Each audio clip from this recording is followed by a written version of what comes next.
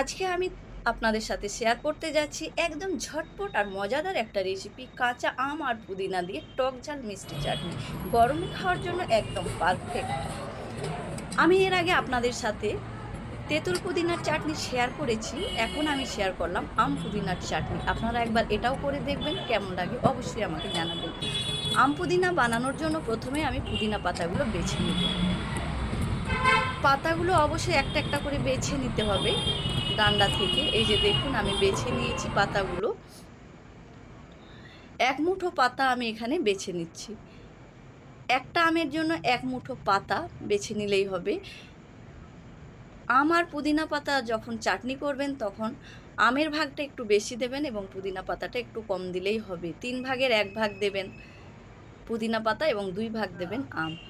আমার আমটা বেশ বড় সাইজের, তাই আমি এখানে একটা আম দিয়েই করে দেখাচ্ছি। প্রথমে আমটা ভালো করে ছিলে নিলাম, তারপর দেখুন আমটা কেটে নিচ্ছি কুচিয়ে। একদম কুচো কুচো করে আমি কাটবো আমটা। আমটা বড় হলেও কিন্তু বেশ কচি আছে।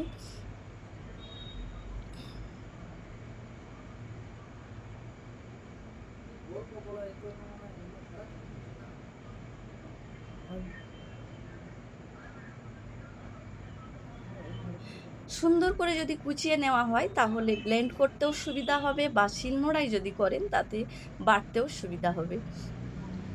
আপনারা যদি শিলনোড়ায় করে দেখেন তাহলে দেখবেন অনেক সুন্দর টেস্ট হবে, আরও ভালো টেস্ট হবে, ব্লেন্ডারের থেকেও কিন্তু টেস্টি হবে। আমি ঝটপট তৈরি করছি তাই ব্লেন্ডারে দিয়েই করছি। কথা বলতে বলতে আম এবং পুদিনা পাতা কুচানোর পর ধোয়াও হয়ে গেছে পাতা এবং আম। ব্লেন্ডারের মধ্যে আমি আম পাতা দুটোই দিয়ে দিয়েছি। আর এই যে দেখুন, এখানে রসুন 2 কোয়া আমি দিয়েছি। এখানে বড় সাইজের রসুন আছে তাই আমি 2 কোয়া দিয়েছি। আর একটা কাঁচা লঙ্কা দিয়ে দিলাম। ঝালটা অবশ্যই নিজেদের স্বাদ মতো দেবেন। প্রথমে আমি এটা ভালো করে ব্লেন্ড করে নেব, তারপর বাকি উপকরণ দেবো। এই যে দেখুন, ব্লেন্ড করা হয়ে গেছে। এরপর আমি দিয়ে দিলাম স্বাদ মতো চিনি। এখানে 2 চামচ চিনি দিয়েছি, আর স্বাদের জন্য সামান্য নুন দিয়েছি। আপনারা চাইলে একসাথেই দেবেন, কারণ আমার মিক্সি জারটা ভর্তি হয়ে গেছিলো তাই আমি এগুলো চিনি আর নুনটা পরে দিয়ে আবারও ভালো করে ব্লেন্ড করে নিয়েছি। বেশ সুন্দর হয়েছে, দেখুন ঘনত্বটা দেখে বুঝতে পারছেন কতটা সুন্দর হয়েছে। ব্যাস তৈরি হয়ে গেল আমার সুস্বাদু কাঁচা আম পুদিনার চাটনি। এটা ভাত, খিচুড়ি ও স্ন্যাক্সের সাথে খেতে দারুণ লাগে। ভিডিওটা যদি ভালো লাগে তাহলে লাইক, কমেন্ট আর শেয়ার করতে ভুলবেন না। আমার চ্যানেলে নতুন বন্ধু হয়ে থাকলে চ্যানেলটি অবশ্যই সাবস্ক্রাইব করে নেবেন।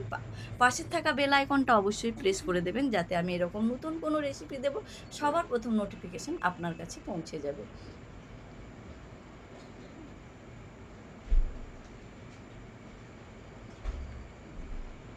আজকের মতো এই পর্যন্তই। ভালো থাকবেন, সুস্থ থাকবেন। অসংখ্য ধন্যবাদ।